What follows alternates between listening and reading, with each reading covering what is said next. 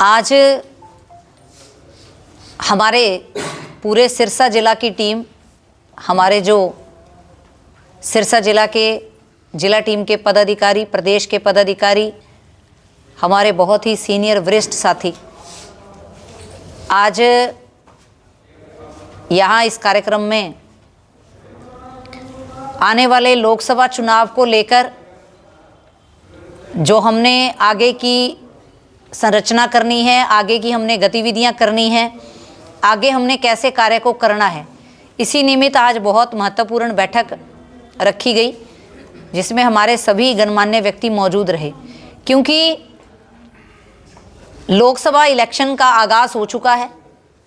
कल शाम तक आचार संहिता, मेरे को लगता है जो अभी तक की जानकारी आ रही है चुनाव आयोग की तरफ से, कि कल शाम तक आचार संहिता लग सकती है।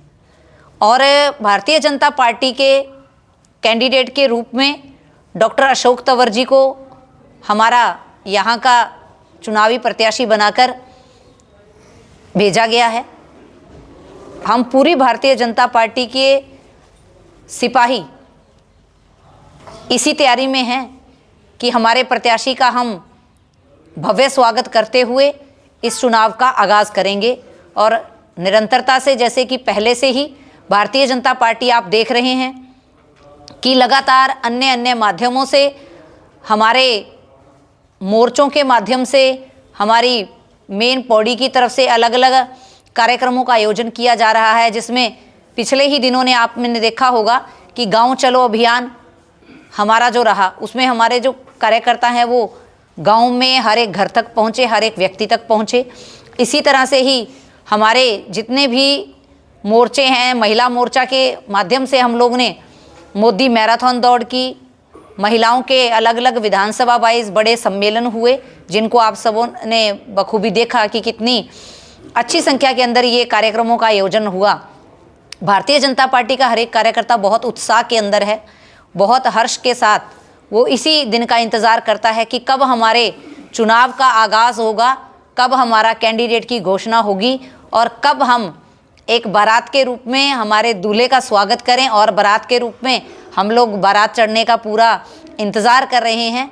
और क्योंकि जो जितने भी हमारे चुनाव होते हैं भारतीय जनता पार्टी के लिए, एक कार्यकर्ता के लिए ये जो चुनाव होता है एक बहुत बड़ा महोत्सव होता है।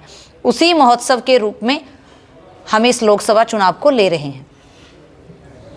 मैम, क्या कुछ एजेंडे लेकर भारतीय जनता पार्टी मैदान में उतरी है? भारतीय जनता पार्टी का हमेशा से एजेंडा रहा सबका साथ सबका विकास, पारदर्शिता के साथ नौकरियां देना, पारदर्शिता के साथ बच्चों के भविष्य के बारे में सोचना, पारदर्शिता के साथ हर एक वर्ग को साथ लेते हुए उनके लिए उनके लाभकारी योजनाओं को बनाना और धरातल स्तर तक लागू करना। और भारतीय जनता पार्टी ने जो कहा है वो करके दिखाया है। और आगे भी भारतीय जनता पार्टी का यही एजेंडा है कि जो भी कमिटमेंट हमारे घोषणा पत्र के माध्यम से, हमारे शीर्ष नेतृत्व के माध्यम से हमारे बीच में आती है, हम उसको पूरा करने का पुरजोर प्रयास ही नहीं करते, उसको करके भी दिखाते हैं और करके दिखाया है। 370 धारा को हटाना हमारा एक एजेंडा था जिसको हमने करके दिखाया। राम मंदिर बनाना हमारे भारतीय जनता पार्टी का हमेशा से सपना रहा, उसको हमने साकार करके दिखाया। जितने भी ऐसे बड़े बड़े 3 तलाक को हटाना था उसको हटा के दिखाया।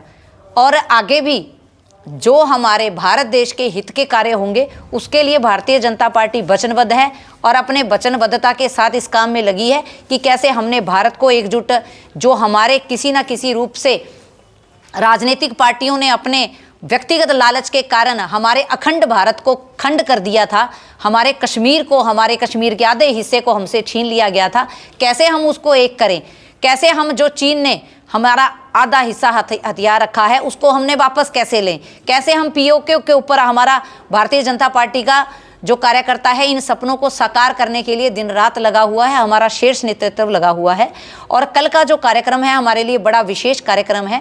कल हम भारतीय जनता पार्टी का एक सिपाही, कल क्योंकि अशोक तंवर जी का सिरसा आगमन हो रहा है, उसी निमित्त कल एक भव्य रोड शो के साथ भारतीय जनता पार्टी का प्रत्येक एक सिपाही उनके साथ कंधे से कंधा मिलाकर चलेगा।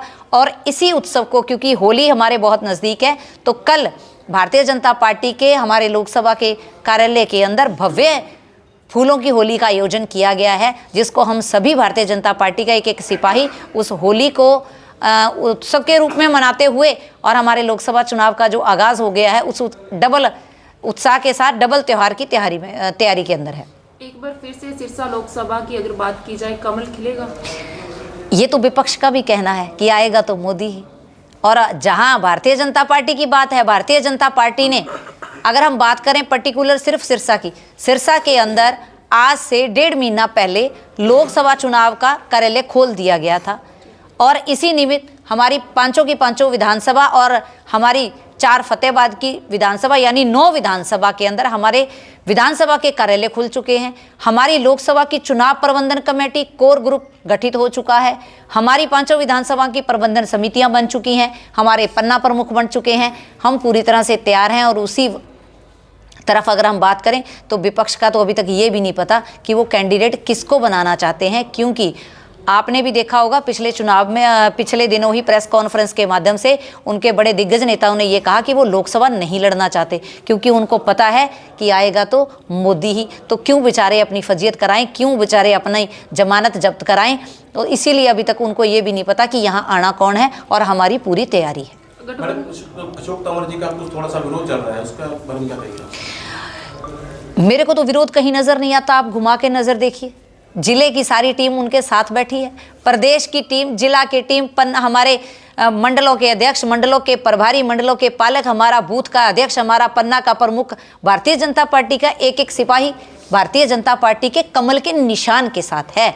जैसे कि मैंने पहले भी आप लोगों के माध्यम से एक बात की है कि हमारा चुनावी कैंडिडेट तो बहुत पहले से डिसाइडेड है और परमानेंट डिसाइडेड है। हमारा चुनावी प्रत्याशी है कमल का फूल। और भारतीय जनता पार्टी का जो कार्यकर्ता है वो बड़ा संगठित और बड़ा पार्टी के प्रति समर्पित कार्यकर्ता है।